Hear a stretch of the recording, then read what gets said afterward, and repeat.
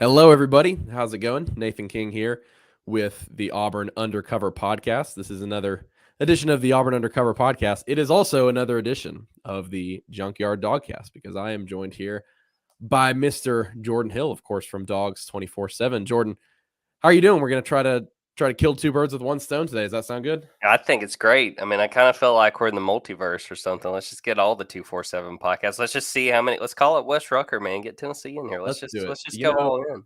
On StreamYard, you can only have 10 broadcasts at the same time, so we'll have to cut out four SEC people. But we'll just do some short straws. Yeah, let's just do this every week. Let's just have a giant, massive SEC podcast.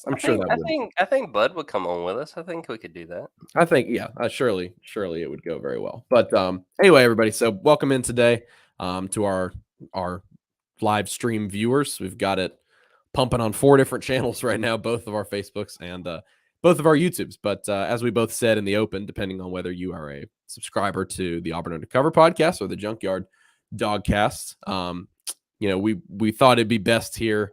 It's funny. Like a lot of times we'll do these kind of shows where you'll hop on somebody else's, another team's reporter and do a podcast or something like that. And then immediately after it's like, all right, so when do you want to do ours? And me and Jordan were like, well, let's just try to hit it together at the same time and knock it out. So obviously it is the Deep South's oldest rivalry coming up, the 127th edition of it. Jordan, I don't remember ever watching Auburn win this game in Athens because that was all the way back in 2005. You might have some better recollection of it. But me personally, I've never even seen Auburn compete offensively in this game. You go back the past 3 meetings, 218 yards per game for Auburn, which is very, very bad. And 7.7 points per game in this when they face off in Athens. So, but don't tell that to Brandon Council because he is Auburn's starting center. He is very, very confident that this one will be different. But I guess I wanted to start off with you, and we can talk about both of these teams, their struggles the past couple weeks. Of course, Georgia is 5-0, so their struggles really don't matter. Auburn obviously blew a 17-point lead against LSU, but I just wanted to get your sort of impressions on Georgia the past couple weeks because they look mortal. They everyone was sort of crowning them already after the first week, and they absolutely looked fantastic against Oregon. But just what are some of the biggest issues you've seen from this team the past couple weeks? And obviously we take that with a grain of salt because they did win those games, and you have some clunkers every once in a while. But just with this team sort of coming back down to earth, what have sort of been the factors for that, and what do you think they're going to try to exercise out of there on Saturday?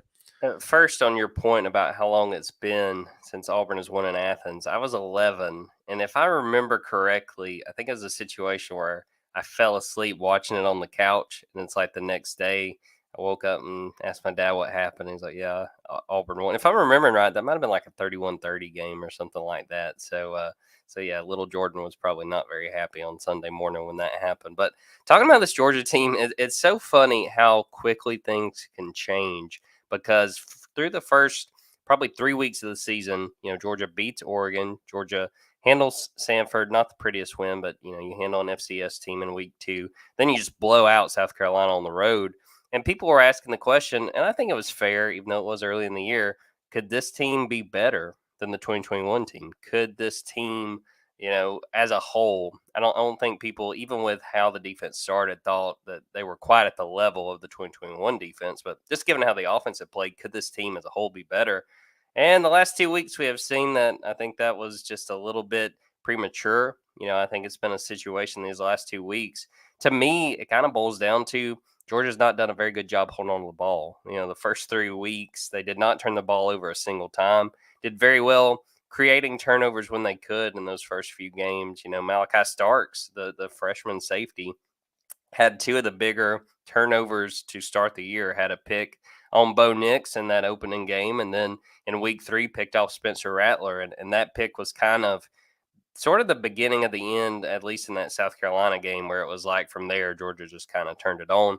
And I got to admit that I asked Kirby after the Samford game, hey, you guys haven't turned the ball over yet. And Kirby looked right at me and said, you just jinxed us. Well, since then, I think they've had 5 turnovers in 2 games. So I don't think a lot of Georgia fans are thrilled with me about that. But the problem really, I mean, you got to win the turnover battle no matter what. But those turnovers, all of them have come in the first half. And if I'm not mistaken, both turnovers in the Missouri game came in the first quarter. And so not only are you giving the ball to the opponent, but that's taking possessions away from you. And the problem that Georgia's had, even going back to week 2, they started so strong offensively in week 1 against Oregon, 7 straight drives with touchdowns. I mean, like, you literally cannot ask for more than that. Sanford game, they had issues in the red zone, had to settle for field goals, and we were all kind of like, that's kind of weird, playing a team and playing a defense that obviously you're more talented than, but you kind of think, well, maybe they just were sort of sleepwalking. Well, we've seen that issue again, even going through these first 5 weeks, and that was the issue against Missouri, where you're playing with less possessions because you turn the ball over. Now you're settling for field goals, and credit to Jack Podlesny, Georgia's kicker, because he was making them. But you were playing with not a whole lot of sort of margin for error in that Missouri game. And truthfully, Nathan, watching that game when Harrison Mevis hit that 56-yard field goal, I think that was early in the fourth quarter, I thought Georgia was going to lose. I mean, once he hit that kick, which was his 5th kick, which I still cannot believe, coming off that Auburn game. Yeah, good for him, really. I mean, you got to feel terrible when he missed that Yes. against Auburn. But yeah, But they had all the momentum. absolutely. I mean, I thought Georgia has lost this game, and credit to Stetson Bennett, credit for the running backs, Dejon Edwards, and also Kenny McIntosh, who was played a little bit banged up. They played in a situation where in that fourth quarter they pretty much could not afford any mistakes, and they were able to escape it. They were able to win, and I mean, I think it just kind of boils down to they have got to do a better job of holding on to the football. The defense on the whole played pretty well. There's just a few explosive plays they gave up. I mean, none bigger than the 52-yard run in the second quarter, which honestly kind of turned out to be a huge moment in the game. Missouri gets all the way down to the 1. It looked like they were going to score, and then talk about Malachi Starks again. He makes a tackle at the 1-yard line, and then Georgia gets a stop. I think Missouri has a penalty on the 1st and goal play, kind of pushes them back. They're able to force a field goal. I think if Missouri scores on that play, Georgia loses, just from the points perspective. And there are plays after that, but I mean that was a 4-point swing going from a touchdown and then having to settle for a field goal. Georgia wins by 4. So I mean, you kind of understand that was a big moment in the game. So it's definitely been a very interesting 2 weeks, and I hate for it to kind of feel like a cop out when I say this, but I think I'm going to learn a lot about this Georgia team this week. I think coming off of those 2 games, because everybody looked at that Missouri game, and credit to Ben Wolk. We were on the Auburn Observer podcast last night, and he made this point. That everybody looked at that Missouri game with Georgia and said Georgia's going to come in fired up because they played like crap against Kent State. Missouri is just going to be dogged. Oh my God, this is so bad. How could we have lost that Auburn game?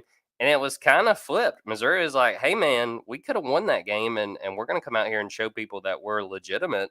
And, credit, too, for that game being in Columbia. I think the fans got behind them when they got some momentum early. And then it was sort of a situation with Georgia where it just sort of seemed like they got out of sorts early, again, going back to those turnovers.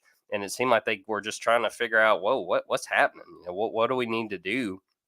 It was just a very bizarre game, but it was a situation where I think Georgia understands if they had a game like that against a Tennessee, against a Kentucky, they play Mississippi State later in the year, they probably lose that game. So it could be a really valuable wake-up call, and it'll be interesting to see what the response is this week. And now I'll turn it to you, Nathan. It seems like, I always try to keep track with Auburn, obviously having been there, covering the team before. Very interesting, few weeks. We mentioned that Missouri game. Looking back at that LSU game, get up 17-0. I was kind of keeping track of it up in the press box there in Columbia. And then it seems like, at least for me, not having covered the game, it just sort of totally swung in LSU's favor. Tell me what your takeaways were from that game, and what's been the response from the players. I mean, I know that this has been kind of a tough season with games like that Penn State game and even the Missouri game they won. What has been the response, or what has stood out to you coming off of that LSU game? Yeah, it's interesting you bring up the mindsets between Georgia and Missouri that everyone expect, or are you saying that Ben brought it up? That was expected in that game, because I feel like we sort of have an expectation for what Saturday will be. We're expecting that, or at least I have. I mean, I've written it a bunch of times. I can't say that I haven't said it, but Georgia's going to be anxious to work off some of these frustrations. They're going to be angry. of these past couple games. And speaking of the Observer podcast, I saw that after Brandon Council's quotes, Painter tweeted, he said they might arrest Kirby Smart on Sunday after giving this bulletin board material. But again, that's all the assumptions we make like during the week, and then you never know what's going to happen on game day. I do suspect that they'll probably be fired up in this one. But talking about, you bring up turnovers, and in Auburn's 2 losses, they have 8 turnovers in those 2 games. And really, you mentioned the ones at the beginning of the game against Missouri, kind of giving them a leg up at the start and giving them momentum. For Auburn, it's been second half turnovers. So against Penn State, they turned the ball over twice in the second half. And it didn't really do anything for field position. It didn't really do anything for scoring. Penn State only scored 10 points off turnovers that whole game. It just kind of allowed a team that was already kind of getting into its groove on both sides of the ball, a team that was already running the ball well, that was establishing the run with a 5-star running back, to just dictate the pace of the game and just kind of get in control. Against LSU, it sealed a 17-point meltdown. You had Auburn showing a lot of strides in this game. Anytime you can go up 17-0, you're probably doing something right. I don't think people would be bringing up Robbie Ashford so much to Kirby Smart this week if he didn't look so good in this last game. He completed 50% of his passes, but they found that explosiveness that has been eluding them at the wide receiver position. They only had 4 explosive passing plays on the season entering the game. They had 4 in the game against LSU. So I think they got a lot more comfortable on offense, but it was just the turnovers, man. And their defense had a great game too, only allowing 2 touchdown drives. You look at the drive chart for LSU, and it was just, punt, punt, punt, punt, punt, punt, punt. They score before the half, punt, punt, punt, punt, touchdown, punt, fumble, end of game. I mean, Auburn's defense, save for 2, isolated series, they played really well. And so it's when the offense plays well, that they have a special teams turnover. So you can't rule that out. But when you feel like you've improved on offense and you feel like you improved on defense, what does that leave? And, you want to find creative ways to win games. And recently, Brian Harsin finds creative ways to lose games. It's just plain and simple. You can't look at this team that has held a double-digit lead. It's mind-boggling to me. It's crazy. They have held a double-digit lead in 5 straight SEC games going back to last season. They should have lost every single one of them. Obviously, they beat Missouri, but Missouri quite literally handed the game to them. They dropped the ball right in the end zone. I've never in my life seen anything like that. And like we mentioned, last year's first team all SEC kicker, Harrison Mavis, who went out and was awesome against Georgia, shanked a 26-yarder. And so they should have lost 5 straight SEC games when leading by double digits. When you look at what it came down to on the field against LSU, they gave the ball away in LSU territory 3 times in the second half. 2 turnovers, and then they turned the ball over on downs, going for it on 4th and 10 from the 38-yard line. And that you could just kind of hear these uncertain groans in the stadium when that offense stayed on the field, and just like, oh, surely not going to snap the ball, right? And then they go for it on 4th and 10 from the 38. It was nuts. I understand. Brian Harsin was just playing Madden in that situation. So. And the thing was, they went for it a yard at the 37 later on a 4th and 11. So only a different play by 1 yard, and they converted it because of a pass interference down the field. And I'm certainly not the coach, but I'm just saying that was something that raised a lot of eyebrows, and it certainly created a lot of questions after the game. But that's just the best way I can put it with this team, is that it kind of the spectrum was sort of leveled out, I think, because they absolutely no way they should have beaten Missouri. I mean, absolutely no way. And there's probably not many ways they should have lost to LSU, because if anybody watched this game for a little bit, Jaden Daniels was not healthy and was doing nothing. 8 of 20. In an SEC road win, the quarterback went 8 of 20. And then they brought in Garrett Nussmeier.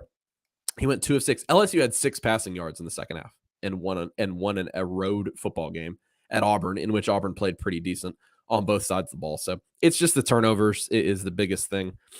It's sort of a crisis at this point. Like it has reached critical mass with them. -9 turnover margin on the season. They only forced their first turnover of the year. Like got their first defensive takeaway in week 4 against Missouri. That was the first one of the entire season. And so still -9 on the year. I believe that's 3rd to last in all of college football. And to me, I'm just looking at this Georgia matchup and saying, if they don't win the turnover battle, I won't say it's impossible for them to win. I cannot see many avenues. And so it's really interesting that you were so honed in on that aspect for Georgia. It seems like both teams in this game are really going to be trying to hold on to the ball. But, the biggest key for Auburn is going to be finding those explosive plays, I think, because just from what I've seen from Georgia, and you can correct me if I'm wrong at all, but I don't see this Auburn team lining up and going down the field 80 yards multiple times, maybe one time in the game. But for me, it comes down so much to those explosive plays, and that's where I ask you. Ashford is a guy who can create outside the pocket. That's kind of his forte. I do think Georgia will be keyed in a little bit better. LSU did not expect him to push the ball down the field. So as soon as he moved out, the safeties were sucked in, and that was it. You left the guy wide open. Georgia now has seen that on tape, and they can fix that a little bit. Still, he's a guy who's going to try to move outside the pocket, similar to what Bo Nix has tried to do over the past few seasons. Obviously, Georgia did very well against him. I guess just that part of Georgia's defense for you, because we know the defensive front is pretty strong. Granted, they're down one of their, quite possibly their best player. But just, what have they said this week about defending a guy like Ashford and kind of, she's showed a lot of improvement over the last week and finally getting, his feet under him in terms of an SEC start. And I guess just what do you expect their game plan to be in order to limit him? Because he is probably going to be their main source of offense, because Auburn has not run the ball the past 4 weeks effectively at all. Based on what Kirby Smart said on Monday and Tuesday, and I thought that he made a very good point, and I think you saw this in the LSU game. He talked about the fact that Robbie doesn't necessarily scramble to pick up yards on the ground to just take off and run. He opens things up in the passing game, and to the point you just made, that caught LSU flat-footed a few times.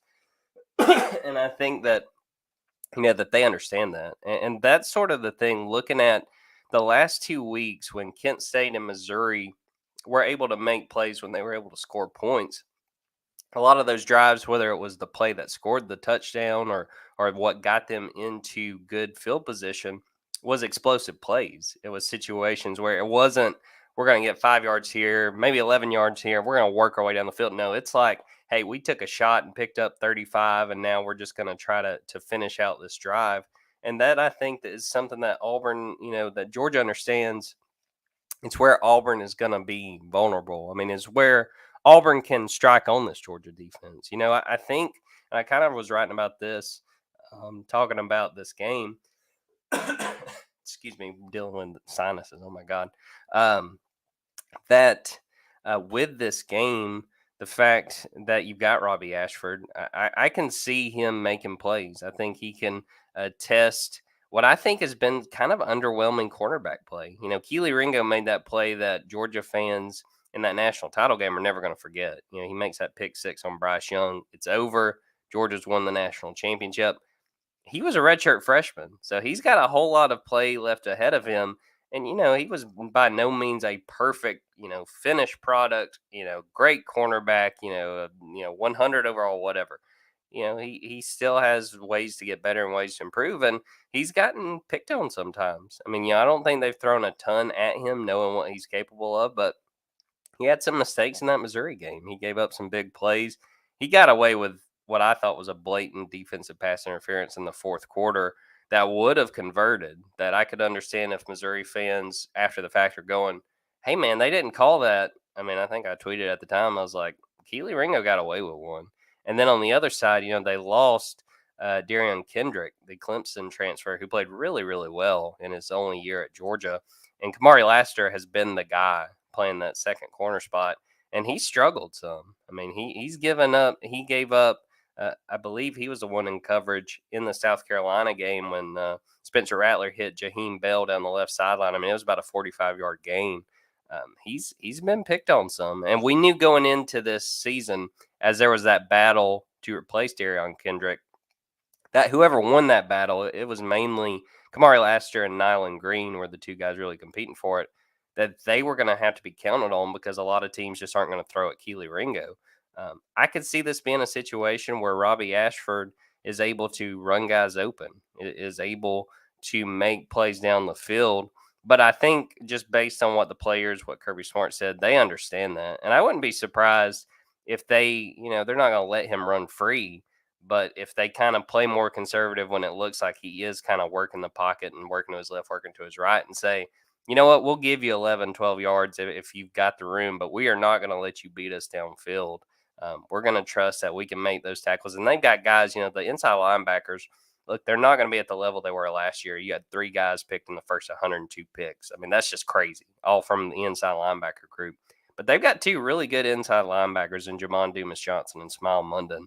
I could see them saying, look, we're going to make sure our guys, our secondary, stays diligent, that they say that, we're going to stick with making sure we don't leave guys open downfield and say, look, if Robbie Ashford breaks a few runs, so be it. But I think they understand that the biggest challenge is going to be not allowing Robbie Ashford to make explosive plays in the passing game. I think if you were to tell me after the fact, if you come from the future and say, look, Auburn was able to hang in this game, guess how they did it? I would say that Robbie Ashford was able to make plays down the field, that he was able to hit some of those guys and make some of those plays. And I think that's going to be the key in that situation. Yeah, as the great Philip Marshall said on our podcast last night, he's talking about a defense that has some Will Muschamp flavor to it. He said, I've watched a lot of Will Muschamp defenses, and I wouldn't be surprised if they try to shut down any sort of outside stuff, any sort of scrambling stuff. And his exact words were, sit back there and sling it, big boy, because we're going to let you do it. And that's the thing with Ashford, is that for Auburn right now, and again, for Georgia fans that saw TJ Finley at the beginning of the season, I wonder if he'll even travel to this game. He's had a shoulder injury the past few weeks, but even when he comes back, it kind of feels like this is Ashford's show. Now he just has and this is kind of what some of us expected in the offseason. Like, you just look at his upside, his athleticism, a former high-end recruit, somebody that he has a beautiful deep ball. He has all these kind of physical and athletic tools to him, but he is not at all a polished player. And so right now for Auburn, like, I think the past 2 weeks, he has done nothing wrong. Really, really not much wrong. Because against Missouri, all they wanted to do was run the ball, and he didn't turn the ball over. So good job. And then against LSU, threw for 337 yards. Yeah, he had that pick at the end of the game. That really wasn't even his fault. It's kind of just Greg Brooks literally ripped it out of Coy Moore's hands. But he completed only 50% of his passes. And so you're kind of looking at him right now like, yeah, you might not get the best completion percentage. The BJ Ojolari strip sack for a touchdown was his fault. Held on to the ball too long. Only a second career start. And so Auburn's just kind of rolling the dice with him right now and saying he gives us those explosive plays. He does kind of open, as you mentioned, he just kind of opens up the offense a little bit more, as opposed to if you were just like, it's TJ Finley, he's not going to run, just hand the ball downfield, uphill with Tank Bigsby. He kind of gives you that different element of things. And so I don't expect Auburn to be able to run the ball very much, despite the confidence of one Brandon Council. And I want to ask you about that, Nathan. You talk a little bit about the comments, but even kind of bigger picture. Sure. Kind of following the coverage of Auburn this year. I know that the offensive line has struggled at times.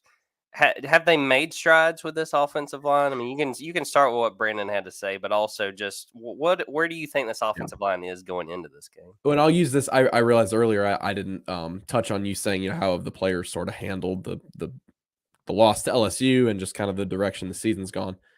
They've played hard, man. I mean, this has been a team that has not given up, and which would be stupid to do that because they're 3-2. But this is a team that hasn't given up on their coaches. They've played 5 straight games at home, and really, I think the home crowd has helped them in like 3 of those. Pretty much, actually, every one of their wins. San Jose State had 2 false starts down by the goal line. Missouri had to go into Auburn's student section end zone to try to win the game. And then I think that crowd was amazing against LSU. They did a great job in that game, even though that was a pretty ugly game of football in the second half. So I just want to mention that, for Brandon Council to say that and have the bravado to go up there and make those claims, I think part of it speaks to the fact that this is still a team that, has a lot of veteran leadership. From covering the team just last season, there are NFL guys on this roster. I mean, they've got some experience of upperclassmen players who think very highly of themselves and think they have an opportunity to be good players this season. Talking about the offensive line, I'd say it was their best performance of the season against LSU. And that is because Tate Johnson's out for the season at center. He was pretty bad when he was in there. And now he's not the guy. Nick Brahms was the guy. Nick Brahms retired before the season started. You had to throw a redshirt sophomore who's only ever played one drive in his entire career. You had to throw him into the starting role. So it wasn't easy. But it was Tate Johnson at center, and then Austin Troxell, who's a 6th-year senior at right tackle. He's had like 3 different knee procedures. He's just not a very fast player. Those 2 guys in particular struggled big time. They were a big reason why Penn State had 40 quarterback pressures in that game on 45 dropbacks. It's pretty insane. 4-0. 4D. And PFF actually updated. It was 35 after the game, and then I go check a day later, and they'd updated it to 40. But yeah, they put Council at center. He was a guy who's now played every position on the offensive line for Auburn in his career except for left tackle. And, it just made a lot of sense. He's got the size for it. He has experience playing center. He snapped the ball a lot in practice. That brought a veteran guy, Alec Jackson, brought him to right tackle. And then Cam Stutz, who's been a surprise. He's been somebody who's kind of trended well in the offseason and now has earned himself a starting spot. He was still settling in there at left guard. And really, it was that interior did a pretty good job. Robbie Ashford had good enough time to throw. They ran the ball better than they did against Missouri. By the way, they had 11 yards rushing after the first quarter against Missouri, some of the worst run blocking I had ever seen. And so, in terms of offensive line strides, like you mentioned, this is the time to do it. They've taken strides in the last week, and I think this is their best. This group of 5 they have this starting 5 they have right now, I think is their best group that they can use up front on the offensive line. And Brandon Council, I joke, we all laugh, but and not to sensationalize it too much. It was pretty brazen by him. And by the way, that wasn't the only thing he said. He also said they're going to run the ball all day on Georgia. He said Georgia's coaches don't trust their backups along the defensive line. That's where I'm going to get to next. I want some context from you on some of these things. Absolutely. And then what else did he say? Oh, he said they're going to the SWAT team. Yeah, SWAT team. Go in there like a SWAT team, quietly beat their behinds and then leave. Honestly, and I saw this one Auburn fan say, honestly, I'm down for it. What are they going to do? Beat the heck out of us? That's already gonna happen. So what do you have to lose at this point? And my thing, I understand. And look, this is part of college football. People are going to get upset, but you got to have that mentality. If you go out there and you're just like, yeah, we're going to get killed. Well, yeah, you're going to get killed. Well, what do you expect? I take no offense. I was on a radio call yesterday after that was said. They're like, what do you make it? I'm like, well, that's just, you can't have the mindset if you're a lineman or any player. Oh, we got no chance. Well, yeah. You don't. Whether you think you can or you can't, you're probably right. It's pretty simple. You might as well go into it and think that you are, an All-American who's just going to bowl over everybody. And there's no reason you're going in. This is the biggest. I think I saw earlier in the week. This is the biggest spread for Auburn as an underdog since they played Alabama in 2012. By the way, the final score of that game was 49-0. So, a lot of callbacks to 2012 this year. By the way, that's not for Georgia fans that you don't remember. Auburn went 3-9 that year. So I'm sure any Georgia fans are watching this or listening later. They're like, oh yeah, no, we remember. They haven't hung up on their wall.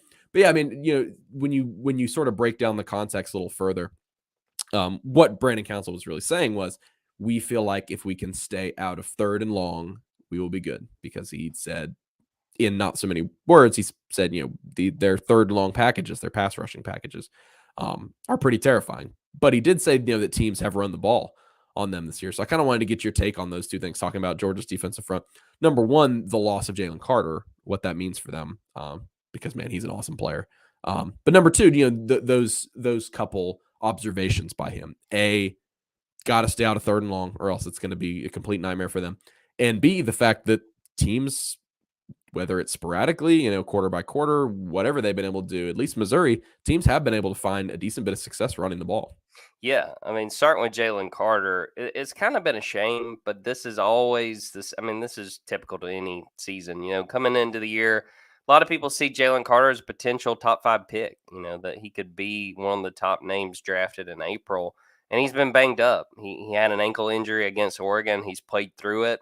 He has played less and less snaps week after week, and then has a completely different injury against Missouri. Got chop blocked, was engaged with one lineman. Another lineman went low and hit him. And we know he's going to be out this week.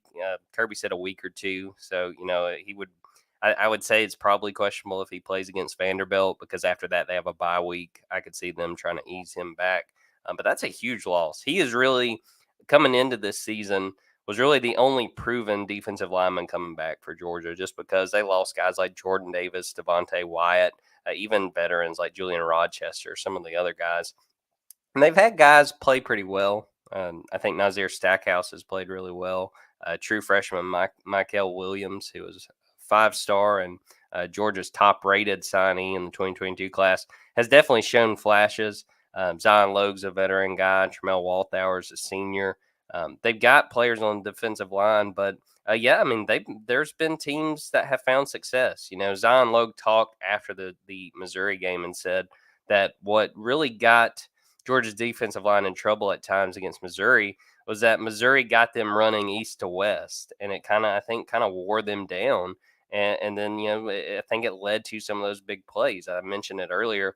That run that Cody Schrader had was right up the middle, and Zion Logue met him. If it wasn't at the line of scrimmage, it might have been 1 or 2 yards past the line of scrimmage. And Cody Schrader, he of Truman State, a Truman State transfer. Got to say, I'd never heard of that until I saw him make this play. Took off downfield and nearly scored.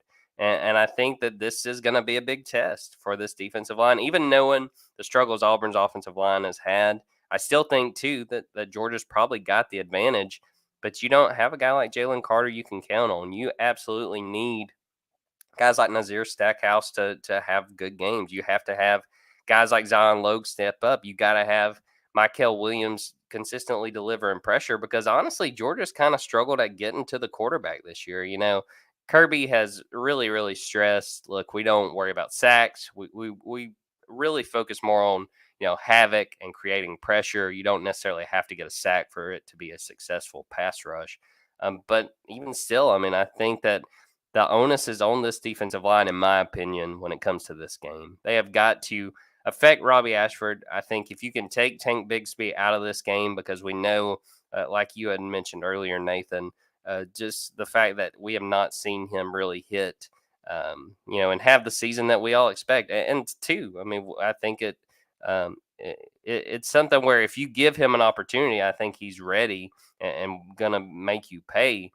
But Georgia has to, if they can take him out of this game early and make it clear that they're not going to let him run on this defense, that's going to be huge. And I think it's a situation that, again, I mean, I would think that Brandon Council might have kind of, minced his words a little if he knew Jalen Carter was going to be out there. Maybe he wouldn't. I mean, again, credit to him for having that kind of attitude, because you got to have it to play these type of games. But that's a huge loss, not having Jalen Carter. And two, even if he had played not sustaining that injury against Missouri, I mean, he still wasn't 100%, and I think you could see it. He was playing limited snaps. It's going to be a big test for this defensive line, and I think it's a situation that's going to bear watching. And I think if we look past this game once it's over and says, wow, Auburn was able to hang around, then I'd say, well, then I bet Georgia's defensive line didn't get the kind of push and didn't win that, battle in the trenches that, these last few years when Georgia and Auburn have played. Georgia's done a really good job really on both sides of the ball, dominating the line of scrimmage. And it's going to be an opportunity for us to really learn about this Georgia defensive line without Jalen Carter. I kind of wrote about this morning, but they're saying they're going to take this next man up mentality and try to keep things rolling.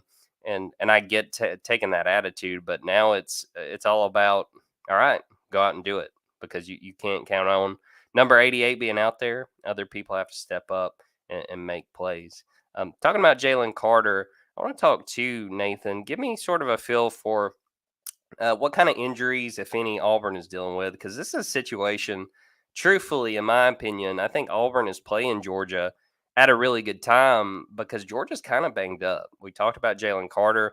Lab McConkey's been playing through a toe injury.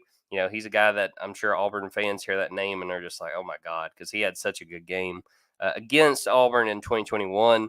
he just hasn't looked the same. He's had a toe injury he's tried to play through. Had a really rough game against Kent State, turned the ball over twice, had a drop in the end zone.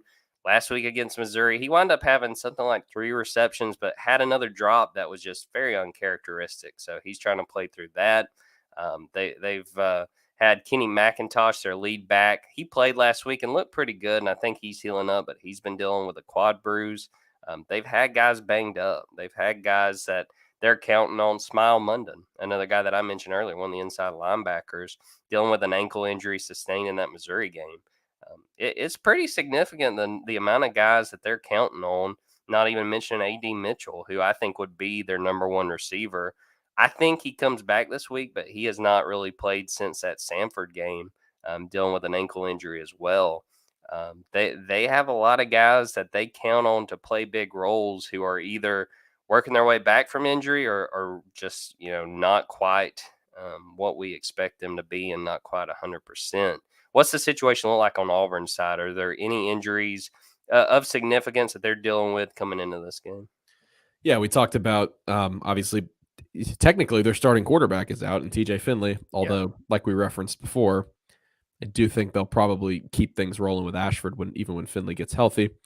Brandon Council is taking over at center for Tate Johnson, but again, I think it's difficult to see that as not being an upgrade at this point. The big one was last week, where a guy that you probably couldn't afford to lose because of how thin Auburn is at its edge pass rusher spot. They entered the season only with 4 scholarship guys. For the longest time, they only had 3 scholarship players at the position. They finally added Marcus Bragg, a transfer from Western Kentucky. And anyway, they lost Eku Leota, who is a guy from Northwestern. He actually had a big sack against Stetson Bennett, I believe, in this game last year on kind of a rollout, and he kind of brought him down the open field. And he was playing in this game last year, taking over for another guy who was injured. And so he sort of had a breakout performance. Ended up being second on the team in tackles for loss. Last year, Pro Football Focus, through Auburn's first 4 games, had Leota with the number 4 pass rushing grade in the SEC. And so he's a really, really good-looking player, really high motor, really fast off the edge. He's a great complement to Derek Hall. It's obviously an all-SEC pass rusher, could be a top 2, 3 round draft pick. And so Auburn thought this season it had quietly one of the SEC's better pass rushing duos with those two. And now you just go from a situation where you have 2 veterans, 2 seniors, 2 guys who have 30, 40 plus tackles for loss combined in their careers, whatever it is, and you replace him with a guy which credit to Marcus Bragg, he had a good game against LSU, and he's had a couple tackles for loss the last 2 weeks. He had a sack filling in for Leota against LSU, but you're replacing this proven senior with a guy who was a role player at Western Kentucky for most of his career. It was kind of a rotational piece. Only had four sacks, I believe, in 3 years at Western Kentucky, and so he comes in now and he's going to take over that role. Colby Wooden will probably flex out to the outside a little bit more. Colby Wooden, obviously, a great interior defensive lineman. He's been one of their most productive players the past couple of seasons. His roots are as a pass rusher. When he came to Auburn, he was like a 230-pound outside guy, and he's since bulked up like 50 pounds. So he'll get back to his roots, and he said he'll play some snaps on the outside to kind of help them with that pass rush. And then Cam Riley, they're one of their starting linebackers alongside Owen Papo.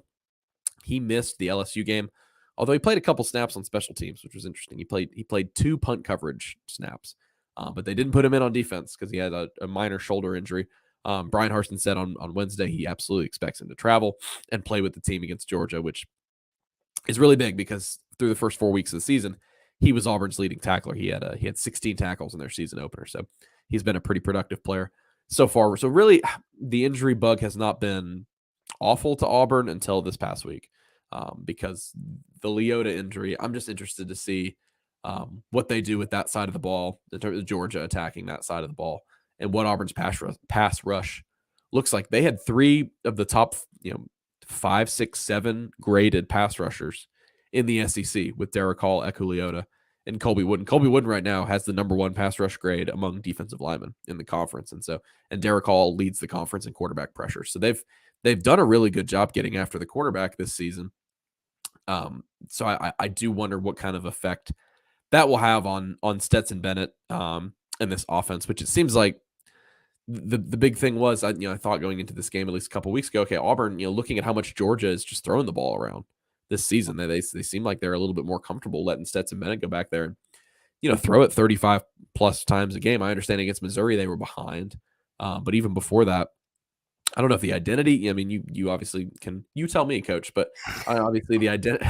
I doubt the identity of this team has really changed. But is it a confidence in Stetson Bennett that's grown over the past year, that's allowed him to throw the ball a little bit more? What does Georgia's offense really look like in terms of its identity right now?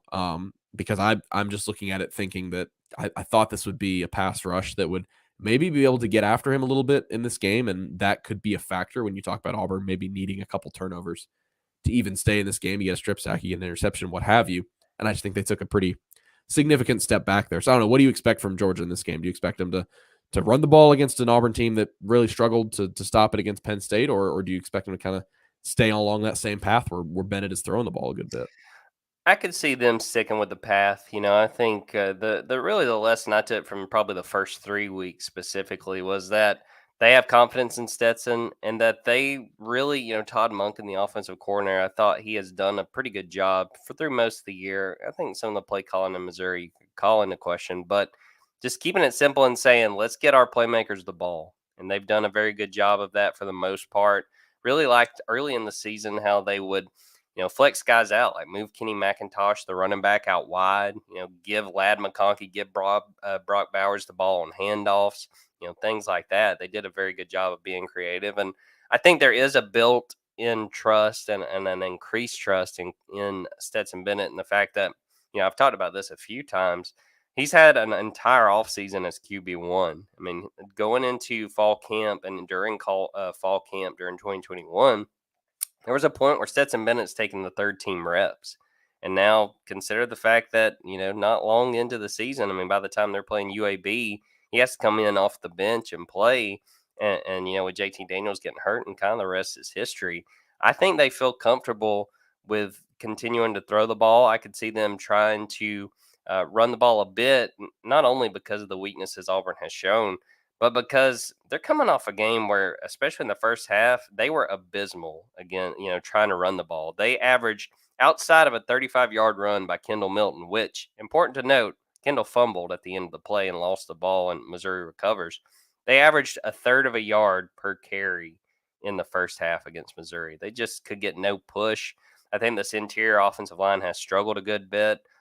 Even the right tackle, Warren McClendon, he had some issues in pass protection against Missouri.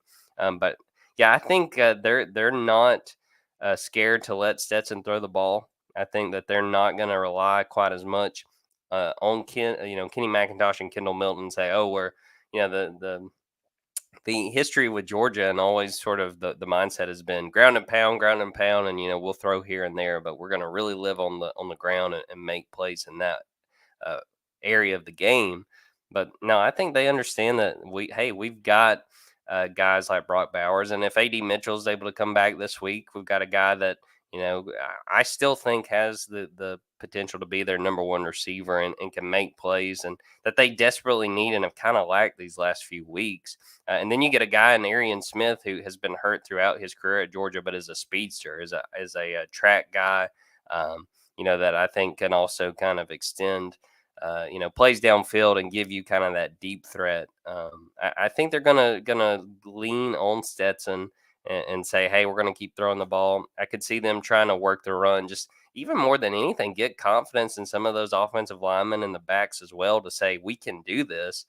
Had a poor showing last week, but that doesn't necessarily mean anything. But I think we're going to continue to see them trust number 13, let him air the ball out and try to make plays downfield. Nathan, as we get a little bit closer to wrapping this episode up, tell me about the Auburn perspective for this game. What, in your opinion, has got to go right? Maybe not necessarily for Auburn to pull off what, again, would be a huge upset, but for this to be a close game, for this to be a competitive game, what does Auburn need to do for this game to be close on Saturday? Well, as we've sat here for about 45 minutes, and you've done a good job of laying out some of the things that maybe from a zoomed out perspective people don't necessarily know about some of the struggles this Georgia team has had, relatively speaking, relative to being a 5-0 team. I think as you've gone through it, and maybe some of our listeners would agree from listening to you, if Auburn executes on both sides of the ball and doesn't turn the ball over, they'll absolutely cover in this game, I think. But I don't know how much of that will be from them going downfield and scoring, because I am not sure, again, if they can't find those explosive plays with Robbie Ashford, which for me, I just think for Auburn's passing game, I just think that's on tape now. And I just wonder how much better. I just wonder if that's going to work the way it did against LSU, now that Georgia sort of knows the deal with how Auburn wants to move the ball down the field. It all starts with the turnover battle for me, which is something we talked about at the beginning of the show. And it's such a cliche, but for Auburn and seemingly for Georgia, from what you were saying, it's been such a big storyline. And I mean, you just can't overlook a -9 margin. You just can't for Auburn right now. It absolutely sealed their fate in both of their losses. Just having the inability to hold on to the ball. I mean, just giving possessions away over and over again. I do wonder, whether their second half trends on offense are going to change at all in this game. That's something we haven't actually mentioned really at all on this show. It is a talk about mind-boggling statistics. They've scored 21 points over their last 8 second halves against Power 5 teams. That's, I think it was 2.6 points per half, less than a field goal per half in their past 8. I think past 8 games against Power 5 teams. I mean, it's difficult to pinpoint what exactly that comes down to, except coaching. I mean, what else could it be if you can't make second half adjustments? Their defense has done a decent enough job adjusting at halftime, dating back to last season. But man, once the other team is able to make some adjustments, you saw it happen against Missouri when they went up 14-0. Saw it happen against LSU when they went up 17-0 after a few good drives. The other team is able to just key in, and really they haven't been able to find a fix to that going all the way back to last year. So I just look at this Georgia defense, which is the most talented group they will have played, despite some of the relative issues you've touched on. This is the most talented group they've seen this season. Is this the week to figure that out? And I think probably not. And even going into next week, Ole Miss is a team winning with defense right now. It's probably not the week to figure that out then either. And so, the factors for Auburn to keep this, close game, to stay within 10, 14 points, as going into the fourth quarter or whatever in the second half, it's got to be taking care of the football. If I don't even know about, if they win the turnover battle, if they just have a couple turnovers, even if they have 2 and Georgia has 3, in any of those opportunities you're giving away, it's just going to be so brutal for them, because they want this to be an ugly game. And really that's been Auburn's MO for the past few weeks. And LSU looked like it was going to be that way. It's like, wow, this is exactly the kind of game they want. And then obviously they just straight up gave it away at the end. And so, if this is 10-10 at halftime, even 10-3 Georgia at halftime or something like that, 14-3 Georgia, Auburn could say, okay, we're keeping this one low scoring. We haven't turned the ball over. Let's keep playing defense. Let's keep giving ourselves an opportunity to find those explosives with Robbie Ashford, to maybe sack Stetson Bennett, maybe get an interception, and take advantage of them throwing the ball around so much. To me, that's a lot of ifs. That's a lot of ifs I just touched on. And so, yeah, this offensive line did a good job bouncing back last week, and I thought they had their best performance of the year against LSU. But the confidence that I have for them to have a good performance from week to week, because sometimes they can't even, this as a team, Auburn is so consistent even within the same game, even from quarter to quarter. Consistency has just not been there for this team. And so I have little faith in them. I wouldn't be surprised because of how, what they did last week, but I have little faith in them to turn around and go out there and execute the exact same way again against Georgia on Saturday. And look, I mean, to Auburn's credit, even though they lost against LSU a couple weeks ago after the way they played against Missouri, I was like, Georgia's going to win 48-0. I mean, this team is terrible. They turned it around and showed some strides on both sides of the ball. Again, they lost the game because of the turnovers in the second half. They showed some decent strides on both sides of the ball. So I've come down a little bit more, but I'm still of the mindset that maybe with a late score, and again, there's not a lot of people on this Georgia staff that really like Auburn very much. No, and a lot with histories at Auburn. Yes. And so, because we've seen this game, I remember 2020, Georgia was up like 24-3, second quarter, something like that. And man, they pulled off the gas. I mean, I was like, wow, this is going to be ugly. And they really kind of pulled off of it and just sort of salted the game away on the ground.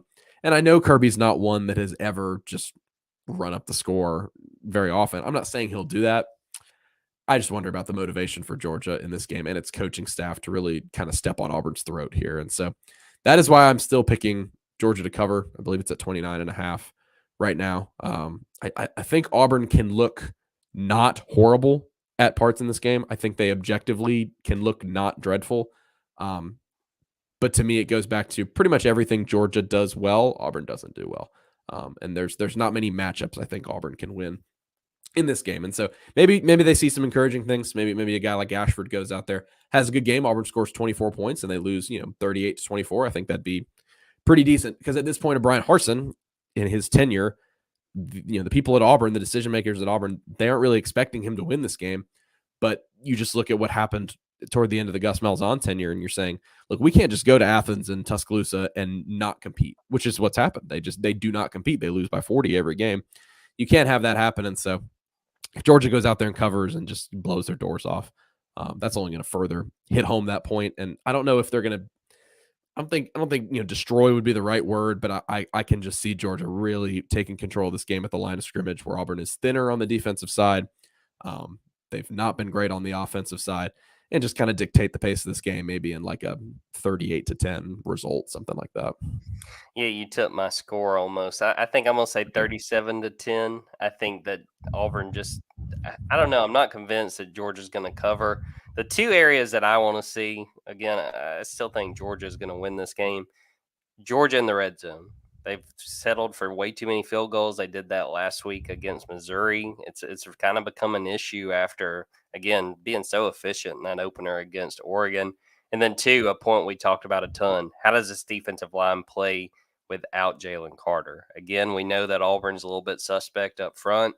Can they create pressure? Can they make Robbie Ashford really feel the pass rush and affect his play? And more importantly, not allow him to scramble and create things downfield. But I'm going to say 37-10 Georgia. I'm not convinced that Auburn is going to be able to hang offensively for 4 quarters. I think we'll see Robbie Ashford make a few plays, maybe take the breath out of Sanford Stadium for a bit.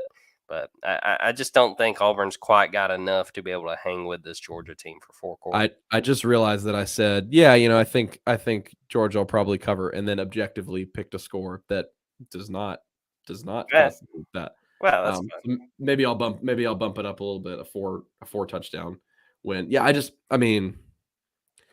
Auburn, I could see maybe scoring like 17 in this game. And again, everything you've talked about has sort of made me think that Georgia's still got a lot of stuff to work out, and they've got a lot of stuff to work out on a banged up roster. That's got a couple key pieces on both sides of the ball. But for me, I'm just sort of in the not the whole like completely throwing out the records for a rivalry game, but I just look at where these two programs are, the trajectory of Brian Harsin, sort of the inevitable feeling there, the fact that Auburn has looked for the most part this season horrible on offense, and the fact that Georgia's in a position to where they're like, hey, let's figure this stuff out. We're hosting Auburn this week in our SEC home opener. Let's have a get right game. It just seems to me it's a lot. Timing is such a big thing, and I could just see this really going Georgia's way. So I guess I'll go 38-10. So I completely walk back saying they'll cover. That's a big spread, man. Now that I think about it, that's my thing. And that Georgia has they've been inefficient scoring. They've had to kick a lot of field goals. That's just sort of more. No disrespect to Auburn, but I'm like, y'all are expecting Georgia to put up a lot of points, and that's sort of where I take issue with the spread. Yeah, that's a big one. Now you should think about it. That's for an SEC game. That's very large. I walk it back now. I'd be a little surprised if they cover it, but I could see this one getting out of hand if Auburn has a couple if Ashford. The thing is, if Ashford can't come out and do anything, you're pretty much toast, because I don't think you'll run the ball. If he has a pick on the second drive, it could go really south there. And so you're asking, it's like we talked about the open, where it's like if Auburn executes decently in every area that they should, they actually could play a decent game. But you're asking a lot, because I have not seen this team execute for 4 quarters. I haven't seen them execute for 2.5 quarters this entire season. And so you're asking to do that in Athens. I just don't think it'll be a pretty picture, but we'll see. That's why they play the game. Oh, that's what they say, Coach. Coach, you tell me, Coach. All right, Nathan. I think I've kind of covered everything. Anything Yeah. else you want to hit on before we get out of here? I think I think that's good. I think this turned out pretty well. We had a bunch of comments rolling along here. I was laughing at some of them. Yeah, I thought it was good. Yeah, enjoyed it. Appreciate everybody listening, everybody watching, everybody listening to the Junkyard Dogcast, everybody listening to the Auburn Observer. We appreciate your guys' support. The what? The what? The Just call Auburn. me. I'm sorry, the Auburn Undercover podcast. You've been doing like 4 different podcasts I'm in on between. Mucinex, man. I've been taking cough drops. I'm all over the place. The Auburn Undercover He's podcast. taking the free advertisement. I'm taking the 247, my 247 buddies there covering AU. Appreciate everybody watching, everybody listening, and let's get out of here, Nathan.